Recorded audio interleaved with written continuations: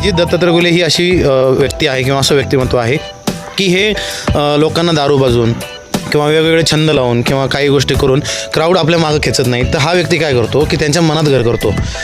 हे कसं करतो की जेणेकरून प्रत्येक जो आपला सहकारी आहे हा आर्थिकदृष्ट्या कसा प्रबळ होईल, त्याला काम देणं, त्याला व्यवसायासाठी प्रोत्साहन देणं, ह्या गोष्टी आत्तापर्यंत अजितआबा करत आला आहे.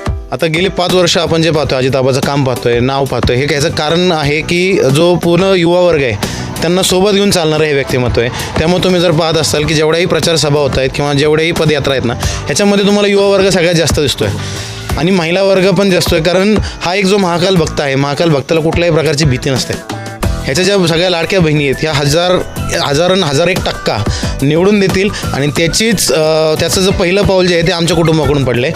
त्याच्यासाठी आम्ही प्रचाराच्या साठी नाही तर विजयी ह्याच्या यात्रेसाठी आम्ही तयारी करून चाललो आहे. आपण या ठिकाणी पाहतोय प्रभाग क्रमांक 15मध्ये प्रचारामध्ये खूप रंगत आली आहे. राष्ट्रवादी काँग्रेसचे उमेदवार अजितआबा घुले यांच्यासोबत सर्वच अगदी ज्येष्ठ नागरिकांपासून महिलांपासून ते अगदी ही युवा वर्ग, ही तरुणाईसुद्धा अजितआबावरती आणि राष्ट्रवादी काँग्रेस पक्षाच्या सर्वच्या सर्वच उमेदवारांवरती खऱ्या अर्थानं प्रेम करणारी ही सगळी मंडळी आहे.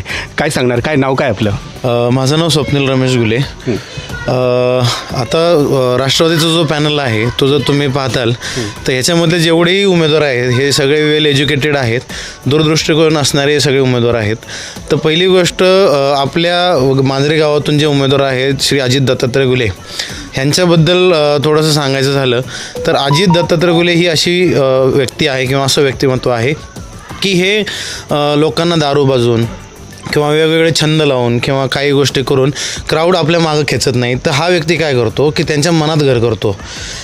हे कसं करतो की जेणेकरून प्रत्येक जो आपला सहकारी आहे हा आर्थिकदृष्ट्या कसा प्रबळ होईल, त्याला काम देणं, त्याला व्यवसायासाठी प्रोत्साहन देणं, ह्या गोष्टी आत्तापर्यंत अजितआबा करत आला आहे.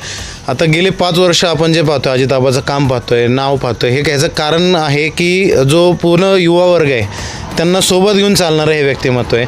त्यामुळे तुम्ही जर पाहत असाल की जेवढ्याही प्रचार सभा होत आहेत किंवा जेवढ्याही पदयात्रा आहेत ना, ह्याच्यामध्ये तुम्हाला युवा वर्ग सगळ्यात जास्त दिसतोय आणि महिला वर्ग पण जास्त आहे. कारण हा एक जो महाकाल भक्त आहे, महाकाल भक्ताला कुठल्याही प्रकारची भीती नसते आणि हा ज्या महाकाल भक्ताला ह्याच्या ज्या सगळ्या लाडक्या बहिणी आहेत ह्या हजार एक टक्का निवडून देतील आणि त्याचं जे पहिलं पाऊल जे आहे ते आमच्या कुटुंबाकडून पडलं आहे. त्याच्यासाठी आम्ही प्रचाराच्या साठी नाही तर विजयी ह्याच्या यात्रेसाठी आम्ही तयारी करून चाललो आहे. जेणेकरून आम्हाला माहिती आहे की आमचा उमेदवार आणि आमचा पॅनल हा 1001% निवडून येणार आहे आणि आम्ही सगळे सवंगडी, आम्ही त्याचे सहकारी, मित्र, बंधू, आम्ही सगळे त्याच्या शेवटपर्यंत सोबतच आहोत आणि विजय हा आमचाच आहे हे आम्हाला एकदम पक्का आहे. तरुणाईमध्ये अजितआबाची खूप क्रेज दिसते, काय सांगाल अजून? तो फार सरळमार्गी व्यक्ती आहे. तो परखड वक्ता आहे तेवढाच, कारण त्याला खोटं बोलता येत नाही आणि तो खोटं बोलतही नाही.